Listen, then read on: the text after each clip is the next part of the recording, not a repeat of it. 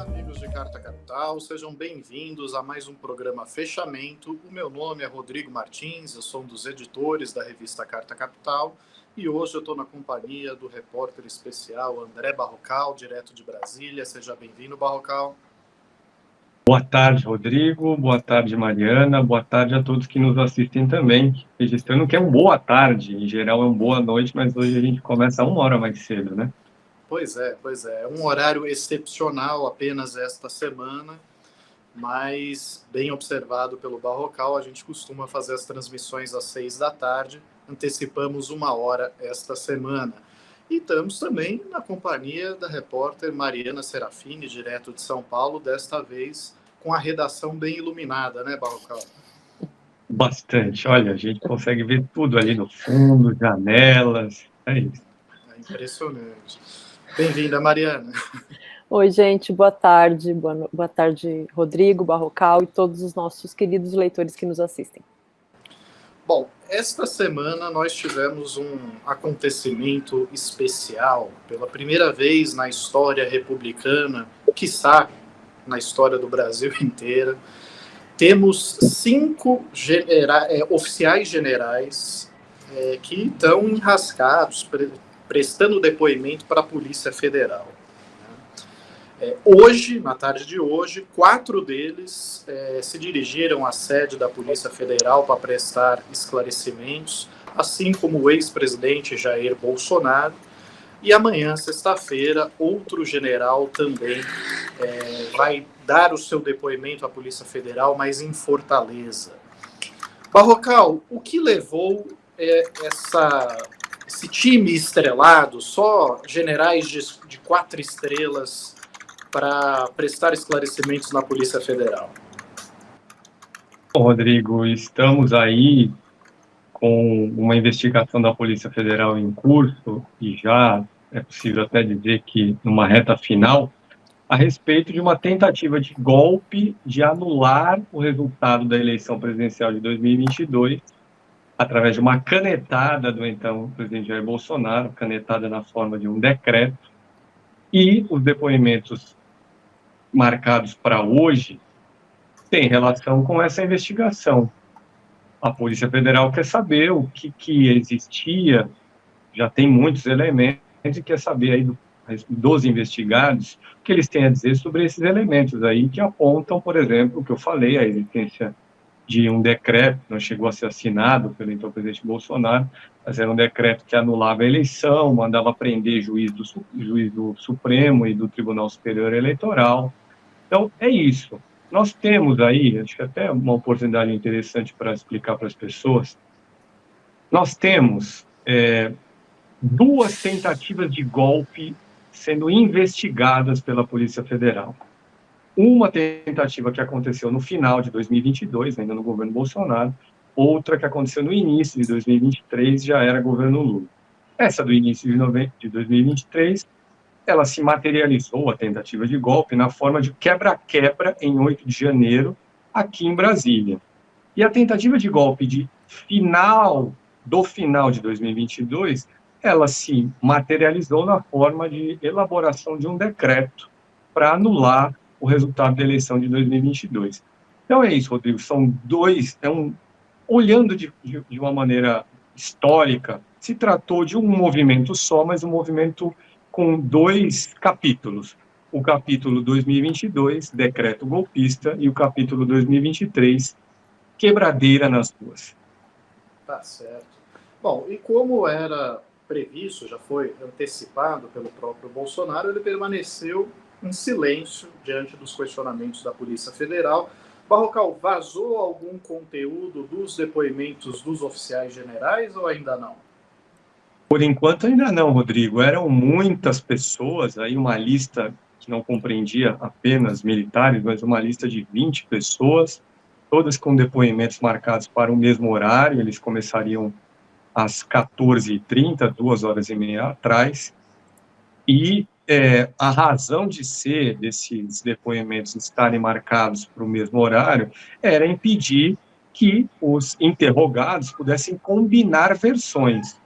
Vale lembrar também que desde 8 de fevereiro, por ordem do Supremo Tribunal Federal, esses investigados todos estão proibidos de falar uns com os outros. Uma medida decretada aí pelo juiz Alexandre de Moraes, Rodrigo.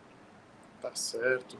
Bom, mas essa situação sui generis, né? Temos 4 oficiais generais de 4 estrelas. Eu falo oficial general porque no meio deles também tem um almirante que tem status de general de 4 estrelas, né? Então temos aí esse time estrelado, né? Pelo menos 16 estrelas prestando depoimento na Polícia Federal. Isso gerou uma situação tão nova, Mariana, que o Exército precisou tomar providências, é isso? Parece que não querem ser pegos de surpresa, Rodrigo.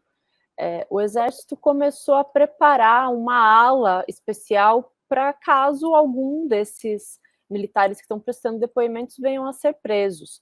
Parece que eles estão preocupados porque quando o Mauro Cid foi preso, eles não tinham preparado nada, e aí ele ficou em uma situação um pouco precária, não sei, e aí agora eles já começaram a fazer algumas obras para receber com mais conforto os militares que venham a ser presos. E a preocupação, segundo quem foi ouvido pela Polícia Federal, é que esses generais já estão com uma idade muito avançada, então eles precisam de um cuidado especial, de um lugar confortável.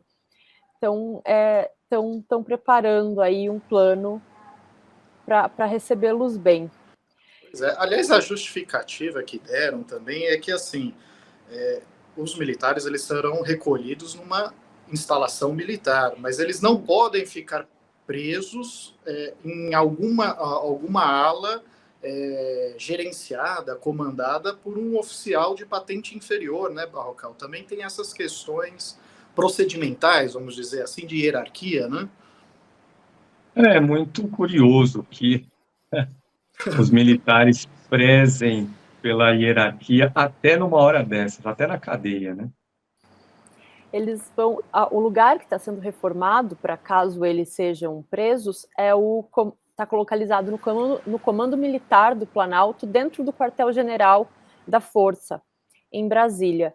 Então, parece que já faz algum tempinho que está rolando obras para deixar o ambiente mais confortável. Agora, Rodrigo, vale saber se eles vão ter um tratamento especial, né? Como eles costumavam ter as benesses do governo Bolsonaro, a picanha de R$1.000 o quilo, o uísque adoidado, leite condensado, Viagra. Quais que vão ser as compras milionárias para receber quem for preso na prisão?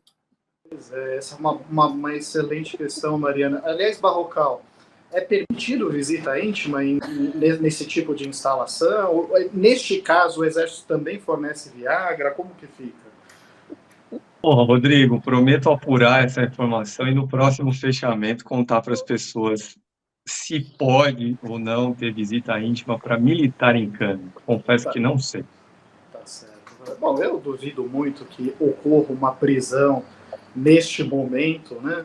A menos que algum desses generais acabe cometendo algum desatino do delegado. Acho que é muito pouco provável que isso ocorra. Mas, Barrocal, acho que valeria a pena falar um pouquinho sobre quem são esses militares, né? Ali a gente tem o almirante Garnier, que foi o comandante da Marinha, né?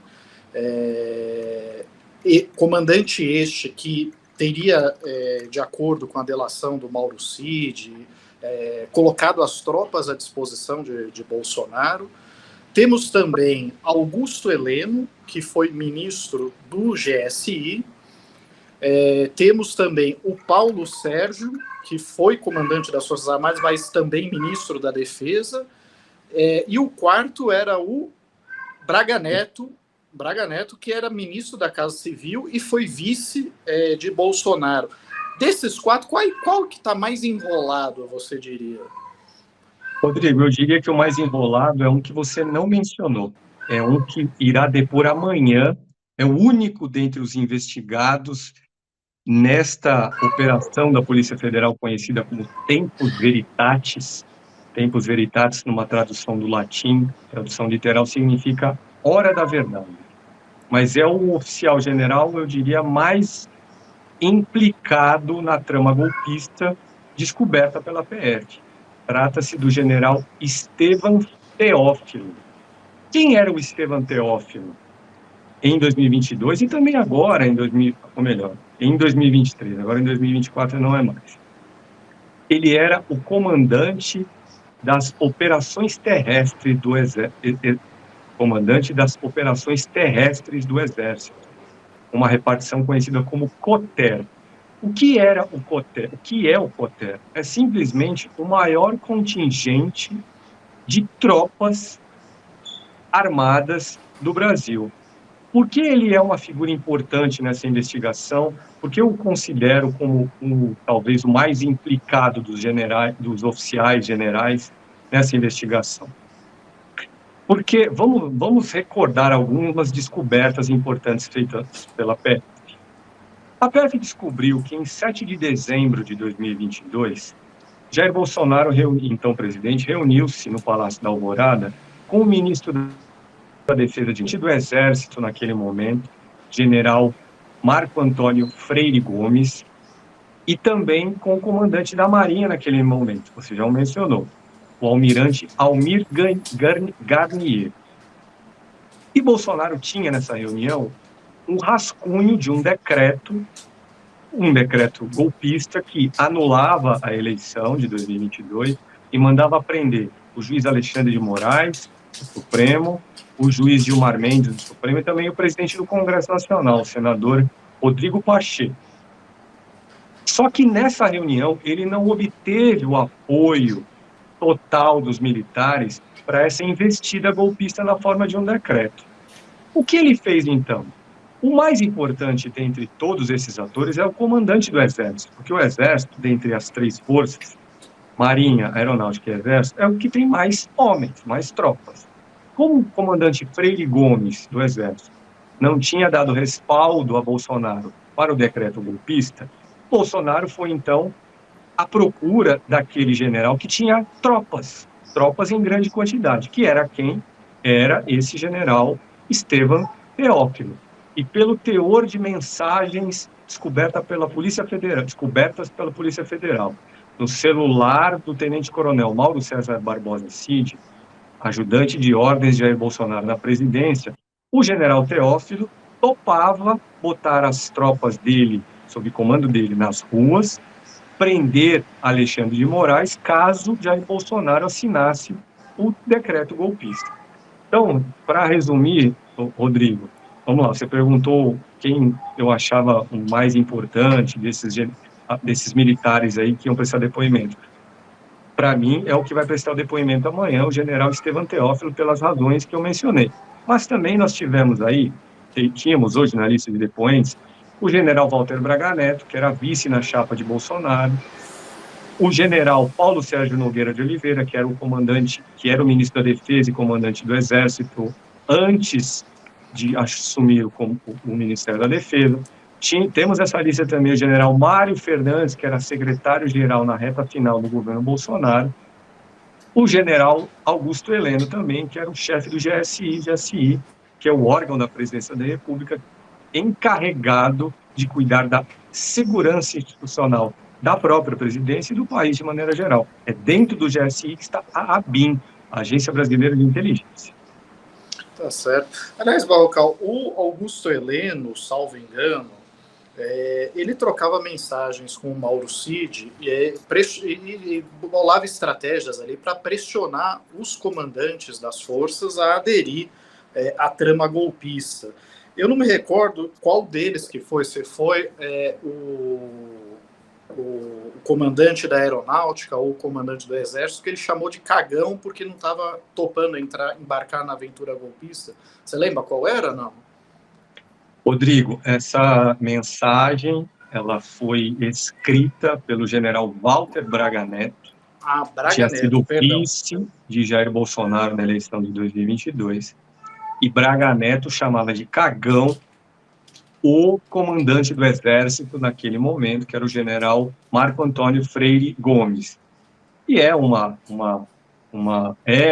adjetivação motivada por razão simples, porque, já falei aqui, o Exército, por ter a maior tropa dentre todas as 3 Forças Armadas, era o ator decisivo para que Jair Bolsonaro fosse adiante com o seu decreto golpista que anularia a eleição. E o general Freire Gomes não deu o respaldo que Bolsonaro queria para assinar o decreto. Por isso, Walter Braga Neto achava que era preciso fazer uma campanha forte de constrangimento em cima de Freire Gomes, para que o Freire Gomes eventualmente pudesse ceder e aceitar embarcar na disposição golpista de Jair Bolsonaro.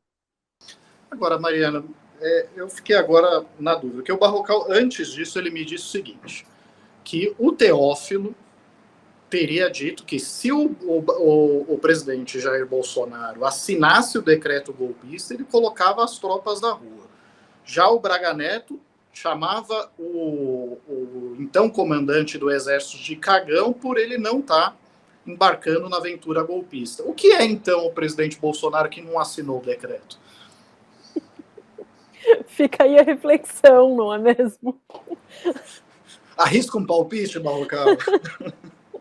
Eu diria que os nossos inteligentes internautas já concluíram que adjetivo merecia Jair Bolsonaro diante dessa historinha breve que você contou, viu? Bom, temos aqui vários comentários já. O Cláudio diz, cagão, onde tem gado tem escatologia. Dando asqueroso. Osmani diz, hoje ficará conhecido como o dia em que o fanfarrão se calou. José Gonzaga, boa tarde para todos, mas só ficará melhor quando o inelegível estiver preso em uma penitenciária de segurança máxima e que não seja de Mossoró, né? Marciar diz, o gado está sem rumo, e por aí vai. Temos aqui, enfim, vários... o Salatas pergunta, tem um gatinho suplicando por atenção, parem a gravação imediatamente, é o Magrão. Ele está aqui do lado, mas ele não para, gente. Ele é assim mesmo. Só se eu pegar e sair daqui e ir lá, aí ele vai silenciar. Se não, não, peço desculpas, mas o Magrão, ele chama mesmo a atenção. Bom, pessoal, eu até, assim, como a gente está sem grandes revelações sobre esses depoimentos, aliás, vários deles ainda devem estar em curso, não houve grandes vazamentos, né? Eu vou deixar aqui só uma sugestão de que os nossos leitores participem de uma espécie aqui de brincadeira, de gincana, que é imaginar o que não pode faltar nas celas dos oficiais generais caso eles venham a ser presos, né? A Mariana mencionou picanha, falou de uísque, depois mencionamos aqui Viagra, o Barrocal não sei se arrisca um palpite, mas assim, o que vocês acham que não pode faltar na cela dos oficiais generais, caso eles venham a ser presos hoje? E aí tocamos a nossa pauta, pode ser assim, pessoal? Rodrigo, eu queria deixar uma sugestão aqui. Opa! Né? É comum que presidiários brasileiros trabalhem confeccionando bolas de futebol, costurando bolas de futebol. Eu sugiro que se coloquem bolas de futebol para esses generais costurarem e assim passarem o tempo enquanto e se estiverem em campo. Pois é. Até porque quem trabalha reduz a pena, olha só, é uma coisa boa que pode acontecer para ele. É verdade. O Luiz Pulcinati já foi aqui, ó. Viagra e leite condensado, isso não pode faltar. Não pode faltar. Bom, pessoal, dando sequência aqui ao nosso programa, eu vou pedir para o Kaká exibir aqui a capa da Carta Capital desta semana, que começa a circular nas bancas nessa sexta-feira, mas já está disponível para os assinantes no site da Carta, em nossas plataformas digitais, que trata justamente aí da questão dessa guerra Lula versus Netanyahu, né?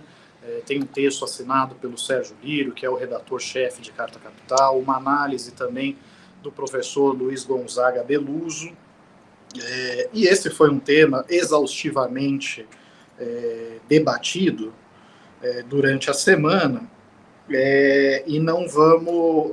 eu acho que não vale a pena se aprofundar muito nisso, até porque vai estragar a experiência do leitor com a reportagem de capa da revista. Alerto apenas que hoje, no Tribunal de Haia, o embaixador chinês, o representante da China, fez um pronunciamento bastante contundente contra o governo israelense, mencionando que os palestinos teriam o direito de resistir a uma ocupação ilegal.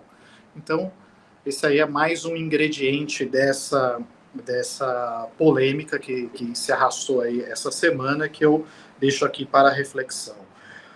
Mas a gente vai voltar aqui para a questão do golpismo, né?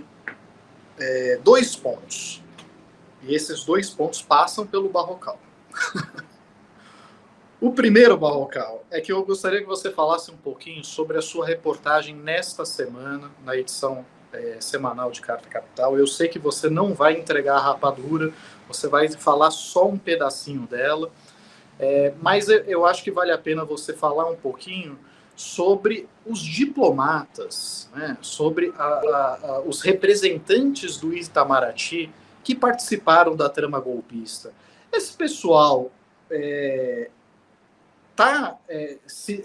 você sente que eles estão incomodados de alguma forma, ou muito pelo contrário, estão bem acomodados nos seus postos diplomáticos? Rodrigo, a revelação pela Polícia Federal de que em 5 de julho de 2022, Jair Bolsonaro, então presidente, fez uma reunião de conteúdo golpista com seus ministros, uma reunião ministerial golpista, colocou alguns diplomatas brasileiros em cena e, por tabela, o próprio Itamaraty, o Palácio do Itamaraty enquanto instituição. Itamaraty, que é a sede do nosso Ministério das Relações Exteriores, é, digamos assim, a casa por excelência dos diplomatas brasileiros. Na reunião golpista, reunião ministerial golpista de 5 de julho de 2022, havia ao menos 3 diplomatas presentes. Um deles, o chefe do cerimonial da Presidência da República, naquele momento, um embaixador, André Sherman de Lima. Havia também o secretário-geral do Itamaraty, naquele momento, era o embaixador Fernando Simas. O secretário-geral do Itamaraty, explico para quem não está familiarizado, é o número 2 do Ministério das Relações Exteriores. Era uma reunião ministerial, mas o próprio ministro das Relações Exteriores não participou. Na época era o embaixador Carlos França. Carlos França tinha viajado naquele momento para o exterior, por um compromisso no exterior. Então coube a Fernando Simas representar o Itamaraty naquela reunião. O terceiro diplomata era um auxiliar que Simas levou para essa reunião, de nome Comarci Nunes Filho. Bom, o fato é que a revelação de que essa reunião ocorreu teve algumas consequências nos últimos dias. Por exemplo, a Comissão de Ética Pública da Presidência resolveu abrir uma investigação sobre 5 daqueles ministros presentes à reunião. A Advocacia Geral da União resolveu abrir uma investigação também sobre um servidor dela, AGU, que estava naquela reunião. E aí, já que havia diplomatas presentes, e já que a arena internacional foi uma arena muito importante para que a gente não tenha visto um golpe de Jair Bolsonaro depois da eleição de 2022, já que havia diplomatas em cena e a arena internacional era importante, ficou, depois da revelação da reunião ministerial, a dúvida. E o Itamaraty? O Itamaraty vai tomar alguma providência em relação a esses diplomatas? A minha reportagem, nessa semana da revista, conta justamente a confusão que se armou em Brasília envolvendo o Itamaraty e esses diplomatas que fizeram parte da reunião golpista de 2022. O embaixador Fernando Simas, que era o representante do Itamaraty naquela reunião, é atualmente o embaixador do Brasil em Haia. Haia é onde fica o governo da Holanda. Haia é também onde fica a Corte Internacional de Justiça. Essa corte é um órgão da ONU, um órgão das Nações Unidas, e nessa semana o Brasil apresentou na corte uma acusação contra Israel por ocupação ilegal de territórios palestinos. O natural, em tese, seria que essa acusação fosse verbalizada ali na corte justamente pelo embaixador Fernando Simas. Mas não foi isso que aconteceu. E por que isso não aconteceu? Justamente porque ele, Simas, é hoje um pepino para o Itamaraty. A Brasília achou mais conveniente que Simas não estivesse em cena na Corte Internacional de Justiça, e ele, que tem 44 anos de serviço diplomático, foi substituído na verbalização da acusação por uma diplomata muito mais jovem, uma diplomata que tem 15 anos de serviço, ou seja, um terço do tempo dele, e que é chefe de divisão de Nações Unidas no Itamaraty. O nome dela é Maria Clara Tusco. Então, Rodrigo, na minha matéria, eu conto detalhes sobre essa confusão que está armada, sobre quem pressiona quem para investigar quem, que outros personagens da diplomacia dos tempos de Jair Bolsonaro acabaram, de alguma forma, envolvidos nessa confusão que a gente vê hoje. E há uma outra dimensão que eu considero particularmente interessante na reportagem, que é o funcionamento tradicional de promoção de diplomatas dentro do Itamaraty. O Itamaraty tem um costume de promover e de remover seus diplomatas na base da amizade, na base da lealdade, na base do familismo. Isso ajuda a entender por que nós vimos Fernando Simas e Carlos França toparem assumir o comando do Itamaraty no governo Bolsonaro, porque é que eles, sabendo do que se passava no intestino do governo Bolsonaro, ficaram quietos, não tomaram nenhuma providência a respeito de golpismo que estava sendo tramado, e o que é que, além disso tudo, eles planejaram como rota de fuga para si mesmos e para outros diplomatas colaboracionistas de Bolsonaro no governo de Bolsonaro. Então, eu apresento assim a reportagem, Rodrigo, mas sempre com o objetivo de estimular o interesse de quem nos assiste para que corra na banca, no seu tablet, enfim, para que leia a reportagem. Tá certo, Barrocal. E o Hinaldo Martins diz: conspiradores do Itamaraty, aí é caso do MPF. Aí temos também aqui um comentário curioso do Fernando Lopes. O canal de comunista, gentalha, tesouro. É só não se misturar com essa gentalha. Troque de canal. É simples assim. Não vai gastar o dedo, não. Mas, Mari, tem um aspecto que eu gostaria de chamar a atenção, que é o seguinte.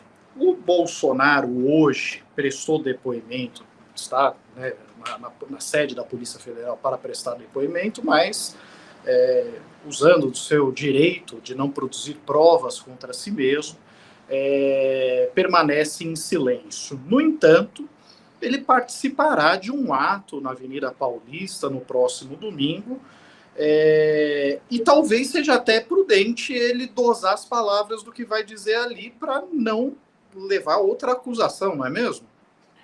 O Bolsonaro, como ele mesmo já disse algumas vezes, não costumava usar a inteligência. Brincadeira, gente, ele estava falando da inteligência paralela, mas eu não podia perder a piada. Agora, o ato na Paulista, pelo que tem sido inteligência paralela, se não existe nenhuma, desculpa.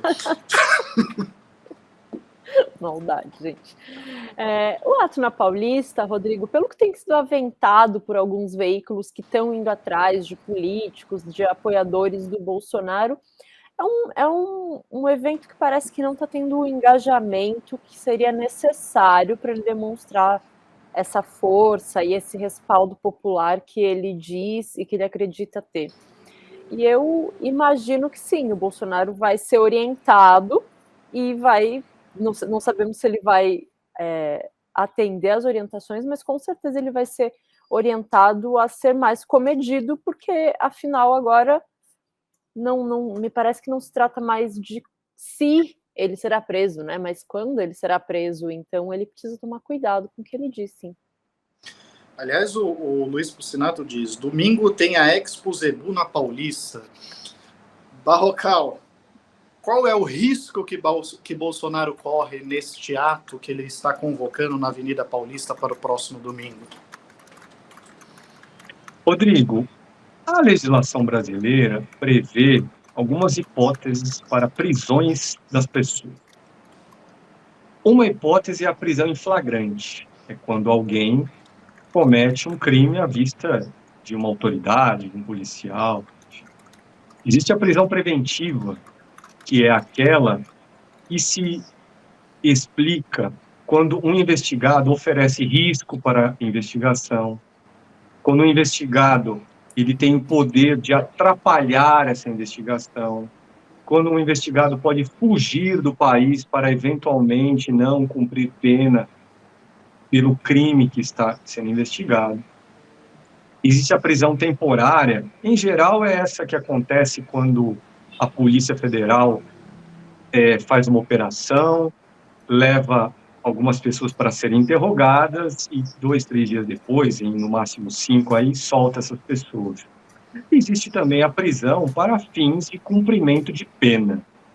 Qual é o risco que Bolsonaro corre de ser preso em razão desse ato do domingo agora, 25 de fevereiro, na Avenida Paulista, em São Paulo? Eu diria que são 2. Um é o da prisão em flagrante. Por que ele poderia ser preso em flagrante? Se ali ele for visto do ponto de vista do Ministério Público ou da polícia, que teriam de provocar a justiça, se ele for visto cometendo algum crime. Que crime ele poderia cometer? Incitação das pessoas para que elas invistam contra os poderes constituídos no Brasil. Que poder, nesse caso? O Supremo Tribunal Federal. Ele pode fazer um discurso inflamando as pessoas para que elas fiquem contra o Supremo Tribunal Federal. E, por essa mesma razão, eventualmente incitar os seus apoiadores para que fiquem contra a justiça, ele poderia vir a ter a prisão preventiva decretada. Preventiva, nesse caso, por representar um risco à ordem pública.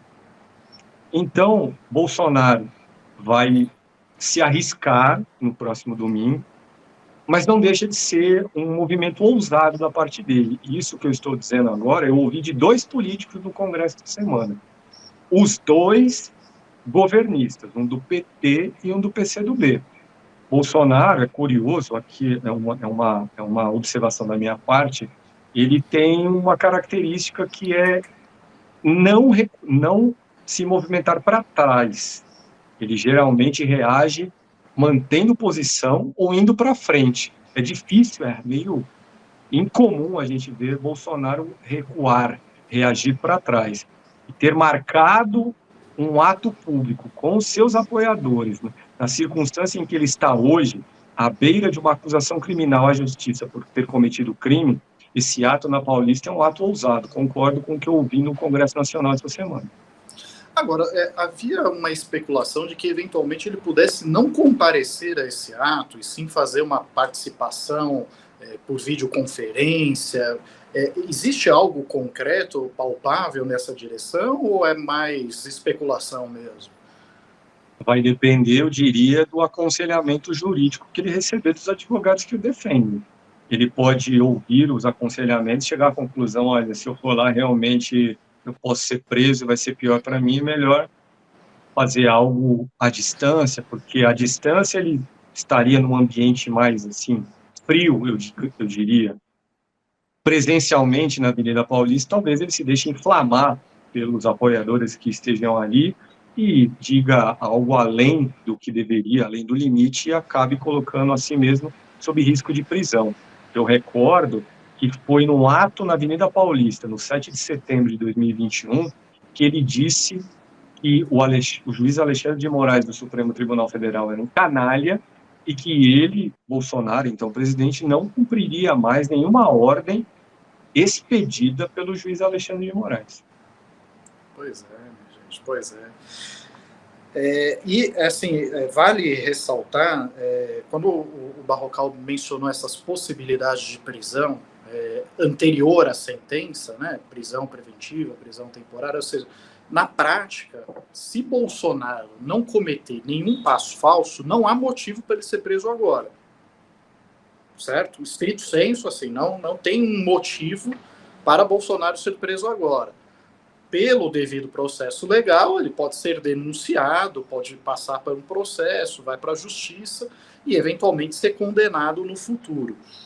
Agora, é o que o Barrocal mencionou, se ele incitar a sua turba contra as instituições, ou se esse evento degringolar para alguma coisa mais complicada, ele bota o pescoço dele em risco. Então, esse é um assunto que nós teremos que acompanhar muito de perto aí, nos próximos dias, os desdobramentos dele. E por falar em golpe, em regimes antidemocráticos e por aí vai, a Mariana ela preparou uma reportagem para a edição semanal de Carta Capital, muito interessante, que é uma reportagem histórica, né, sobre uma organização brasileira que era uma espécie de filial da Liga Anticomunista Mundial, e que foi dissecada aí por um pesquisador em sua tese de doutorado. E ele chega à conclusão de que essa organização brasileira, ligada à Liga Anticomunista Mundial, pode ter tido um papel relevante para a Operação Condor, aquela aliança das ditaduras sul-americanas para perseguir opositores políticos. Mas eu vou deixar a Mariana falar um pouquinho mais sobre isso. Lembre-se, Mariana, sem entregar a rapadura. Essa história é tão maluca, Rodrigo, é tão surreal, tem tanta coisa que eu acho que ia ser até difícil eu entregar a rapadura aqui. Eu tive acesso a uma série de documentos, registros históricos que esse pesquisador, Rodolfo Machado, passou os últimos 6 anos da vida dele enfiado no meio da papelada, nos arquivos do Arquivo Nacional, do Serviço Nacional de Inteligência, que são arquivos do Exército, e também dos arquivos do terror, que são os arquivos da ditadura do Paraguai, que foi a mais longa da América Latina, né? Começou nos anos 60 e terminou em 90. E no meio dessa papelada toda, ele descobriu essa organização que você comentou, a CEPES, o Centro de Estudos Políticos, Econômicos e Sociais. Sociedade, não centro, sociedade, perdão. E era uma organização de empresários, juristas, profissionais liberais, militares, delegados da Polícia Militar. Era uma organização com gente de muito peso, e à frente dela estava o Carlo Barbieri, que hoje ele é um empresário muito bem-sucedido, vive nos Estados Unidos, vem de uma família de banqueiros. E à frente dessa organização, ele conseguiu ajudar na contrapropaganda, digamos assim, e na transferência de informação, ajudando a consolidar essas ditaduras, principalmente a do Chile e a do Paraguai, foi onde ele mais trabalhou.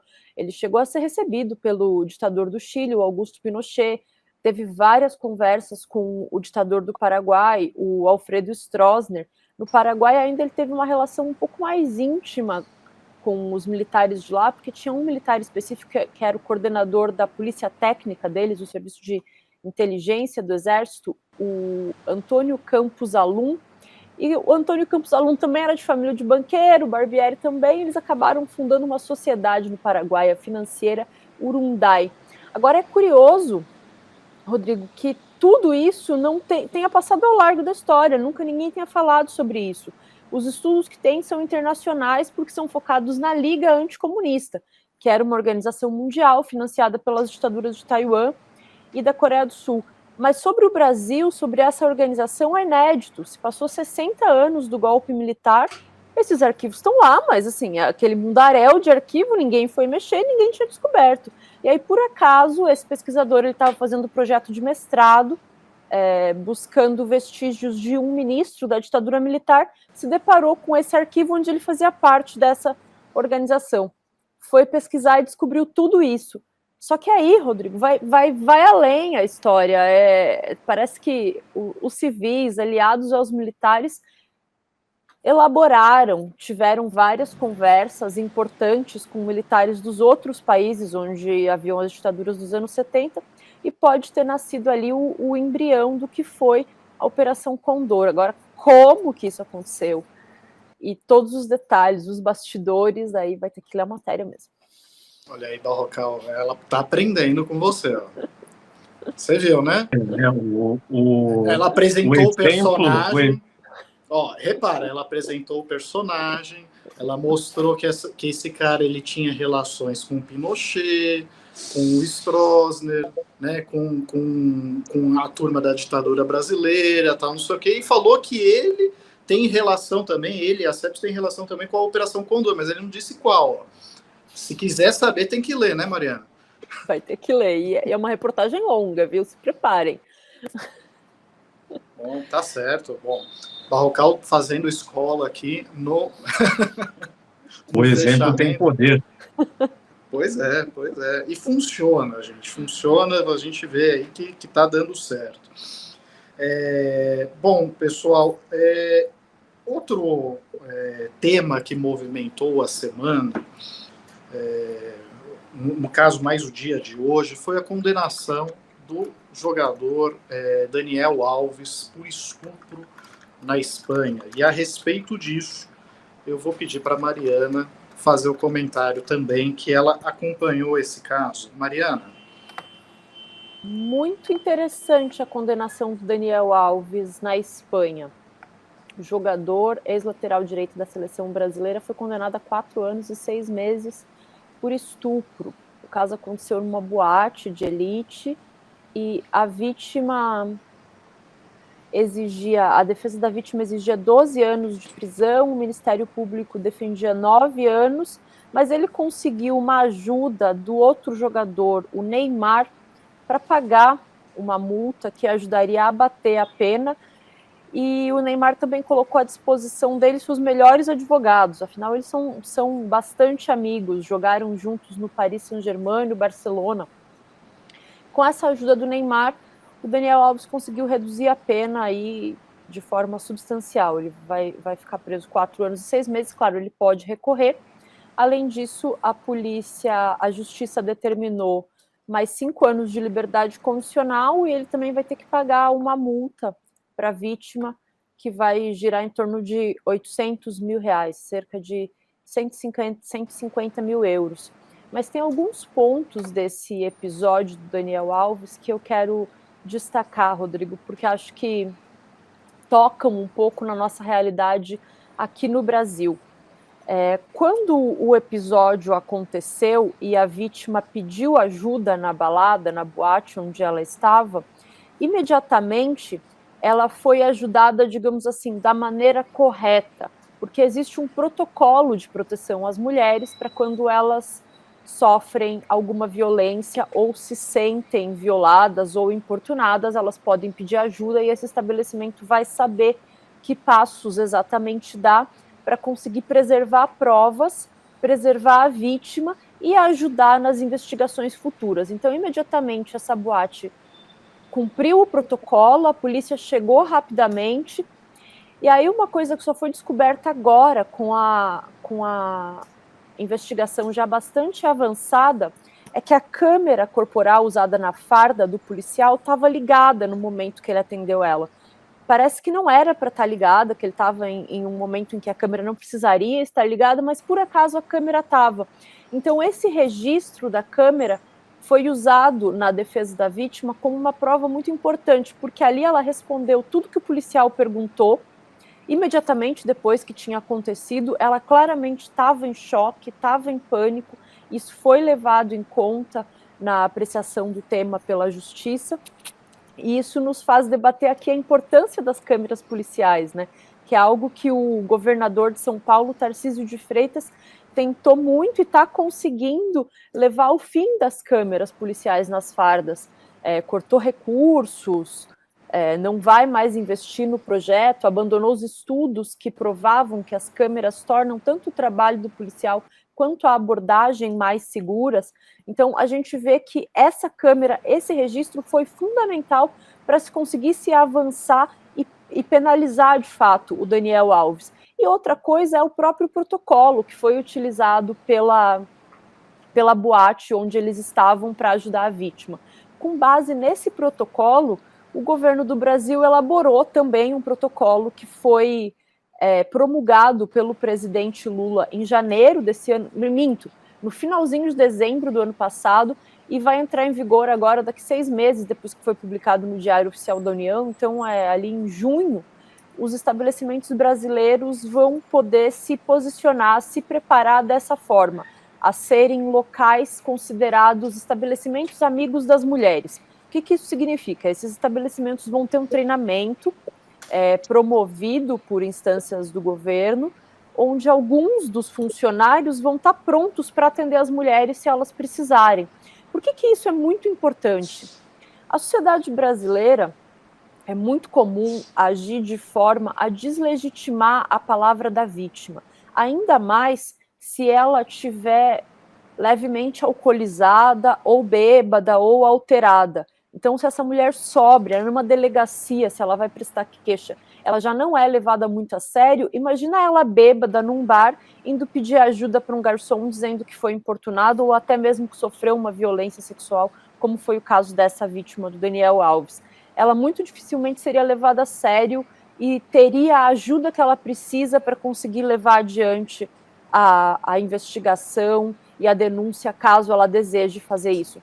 Então, isso faz com que os estabelecimentos, que muitas vezes não se preocupam com isso, também se tornem aptos a ajudar essas mulheres e tornem os ambientes onde se consome bebida alcoólica ambientes mais seguros para as mulheres. Alguns estudos foram realizados pelo governo para avançar nesse protocolo, para estabelecer esse protocolo, e eles demonstram que mais de 50% das mulheres deixa de frequentar bares e baladas, restaurantes, outros ambientes só com amigas ou sozinhas, porque elas não se sentem seguras. Elas têm medo de acontecer alguma coisa que não vai ter um ambiente onde elas vão poder pedir ajuda facilmente.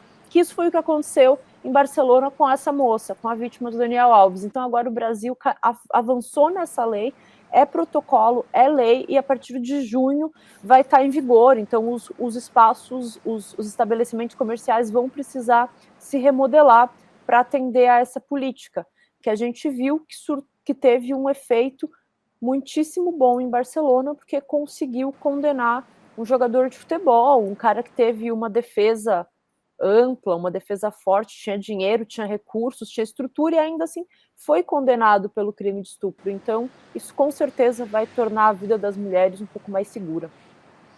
Lembrando que a vítima não mudou a versão dos fatos em nenhum momento, ao passo que o jogador Daniel Alves mudou essa versão 5 vezes. 5 vezes. 5 vezes. Bom, eu vou só aqui fazer uma breve atualização do Kaká, o nosso editor de vídeo, que vocês não veem, mas ele está aqui entre nós sempre, falando nos nossos pontos. Ele diz: Valdemar Costa Neto, presidente do PL, partido de Jair Bolsonaro, respondeu todas as perguntas que a PF fez na investigação sobre o golpe, segundo a defesa dele. Então, em breve teremos aí vazamentos do que ele disse exatamente para a Polícia Federal. Mas, de acordo com a defesa dele, ele respondeu, ele não ficou em silêncio. E um outro tema que a gente tinha previsto aqui no programa, Barrocal, e não abordou, é a posse do Flávio Dino como ministro do Supremo Tribunal Federal. Né? Inclusive, eu me recordo de uma passagem dele, ainda quando ministro da Justiça, numa audiência pública que ele teve no Senado, que ele foi interpelado por um senador que dizia ser ligado à SWAT, aos Marines, né, às forças mais esdrúxulas, FBI e tal, não sei o quê, e começou a tentar dar carteirada nele, e ele disse que assim, olha, não adianta, porque se você é da SWAT, eu sou dos Vingadores. Mas com essa toga que ele tá agora, ele tá mais parecendo para Batman, que é da Comic DC, né? Assim, não tá ornando com os Vingadores, tá, Barrocal? Não está ornando. De fato, se parecerá daqui por diante mais com o Batman, aí, como você observou. Posse dele hoje, né? Foi hoje. Assim, se a capa fosse vermelha, talvez fosse o Thor, né? Mas eu acho que tá mais para Batman. Não tá ornando. Não tá ornando, não. Vamos ver como será esse desempenho, né? De Flávio Dino como juiz do Supremo Tribunal Federal. Ele ficará na corte por quase 20 anos, Rodrigo, até 2043. Pois é. Bom, e já nos encaminhamos também aqui para a reta final do nosso programa. Como de hábito, sempre tem os comentários finais, as considerações finais. Então, eu vou pedir para Mariana, voltar para Mariana. Mariana, o que você gostaria de comentar, o que você gostaria de observar ao término do nosso programa? Essa semana eu estava envolvida nessa investigação sobre as ditaduras, né? E enquanto eu estava acompanhando isso, aconteceu um episódio bastante interessante no Paraguai, inédito, inclusive, e histórico. Um delegado aposentado da polícia do Paraguai durante a ditadura do Stroessner, o Eusébio Torres Romero, estava sendo investigado e começou a ser julgado na semana passada e recebeu a sentença essa semana. Ele foi condenado a 30 anos de prisão por um caso de tortura contra 3 pessoas que aconteceram em 1976, durante a ditadura do Stroessner, a ditadura onde ele atuava como delegado de polícia. Ele tentou usar na defesa o argumento de que os crimes que ele cometeu na época, ele não negou que ele cometeu os crimes, mas ele tentou reduzir para dolo, para uma agressão intencional e não para tortura, o que seria um crime de lesa humanidade. A justiça não aceitou esse argumento da defesa e destacou que os crimes contra a humanidade não prescrevem no Paraguai. Então isso é bastante inédito, porque eles não têm uma comissão da verdade estruturada como outros países tiveram, como o próprio Brasil teve sua experiência.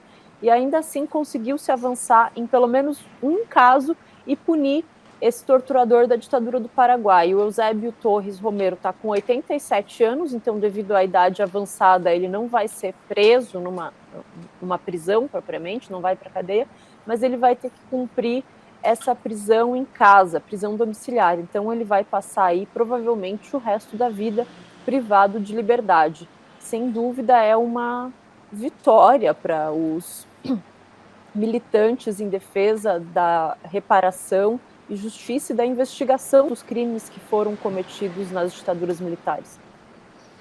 Pois é, e lembrando que o Brasil é um dos raros países, né, da América do Sul que passaram por uma ditadura e que não puniu os algozes da ditadura, que não puniu os torturadores, que não puniu os agentes da repressão, que não puniu os generais ditadores, né? Tão logo acabou a ditadura na Argentina, tão logo acabou a ditadura no Chile, todos foram parar no banco dos réus, né?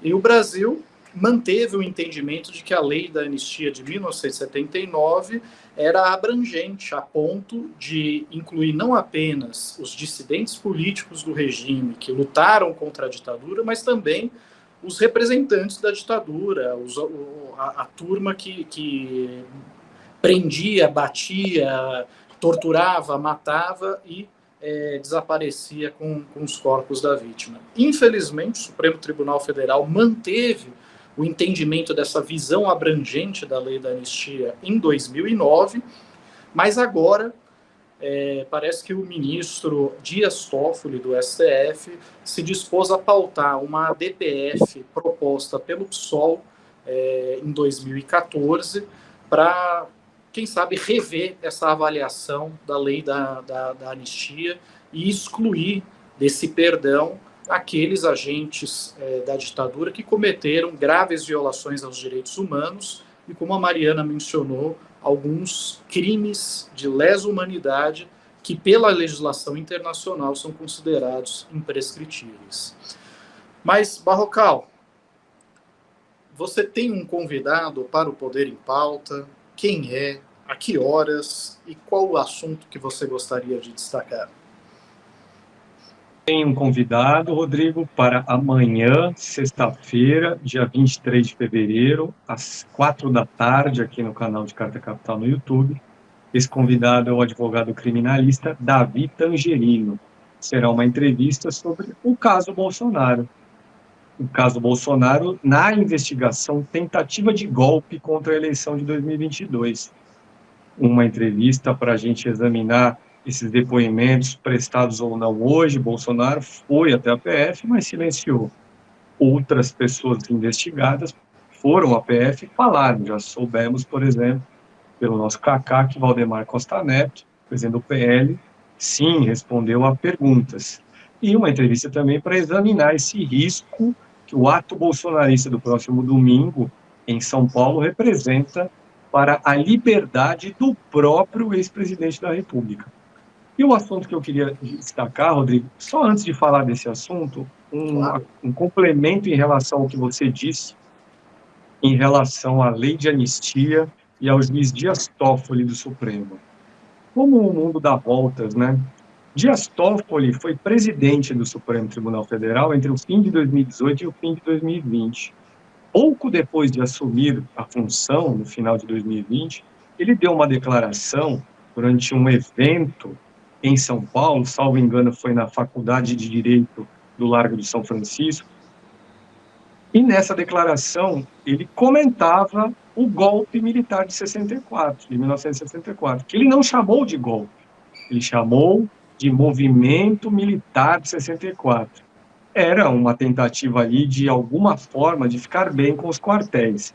Mas agora são águas passadas, os quartéis naquele momento estavam para chegar ao poder montados em Jair Bolsonaro, agora Bolsonaro está nas cordas e pode vir a ser processado por tentativa de golpe, processado perante a justiça, por tentativa de golpe contra a eleição de 2022, e não só ele, Bolsonaro, como alguns militares colaboradores do governo dele, Jair Bolsonaro.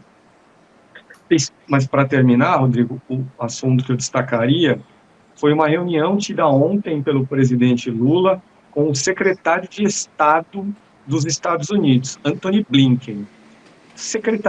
Nos Estados Unidos, a Secretaria de Estado significa o mesmo que o nosso Ministério das Relações Exteriores. Ou seja, Blinken é o ministro das Relações Exteriores do governo Joe Biden. Chanceler. Isso, é o chanceler de Joe Biden. Blinken veio ao Brasil para reuniões ontem e hoje dos chanceleres do G20. G20 que é o grupo dos 20 países das maiores economias do mundo. De novembro de 23 a novembro de 24, comando do G20 cabe ao Brasil. Então, o Brasil, nesse ano, sediará várias reuniões ministeriais. E já que viria ao Brasil para essa reunião de chanceleres do G20, Antony Blinken conseguiu uma reunião com Lula, eu não sei de quem partiu a iniciativa, se foi dele, se foi da presidência brasileira. O fato é, os dois conversaram ontem por quase 2 horas no Palácio do Planalto aqui em Brasília, e um dos temas abordados, essa é uma informação que eu tenho, e que não consta da nota divulgada pela presidência brasileira sobre o que foi o encontro, um dos temas abordados foi a eleição americana. Os Estados Unidos terão eleição para presidente da República em novembro desse ano, justamente quando o Brasil se despedirá do comando do G20. E será uma disputa que vai opor, provavelmente, mais uma vez, Joe Biden e Donald Trump. Donald Trump, que pesquisas das mais recentes dos Estados Unidos, tem chance de voltar à presidência lá naquele país. Nessa conversa, no entanto, o Antony Blinken, segundo o relato que eu obtive, mostrou otimismo, segundo ele ali, o Biden e os colaboradores próximos de Biden acreditam sim na reeleição do atual presidente americano. Me pergunto o que seria um cenário externo para o Brasil se nós tivéssemos não só o governo de extrema-direita de Javier Milei na Argentina, mas também um governo de Donald Trump ao nosso norte, Rodrigo. Pois é. Dureza, hein? Pessoal, eu agradeço muito aos meus colegas de bancada, André Barrocal, direto de Brasília, Mariana Serafini, da nossa redação em São Paulo, que começa agora, Barrocal, assim a cair o dia, veja só, né? Logo vai estar à noite. E eu aproveito, na verdade, também para fazer um apelo a todos vocês.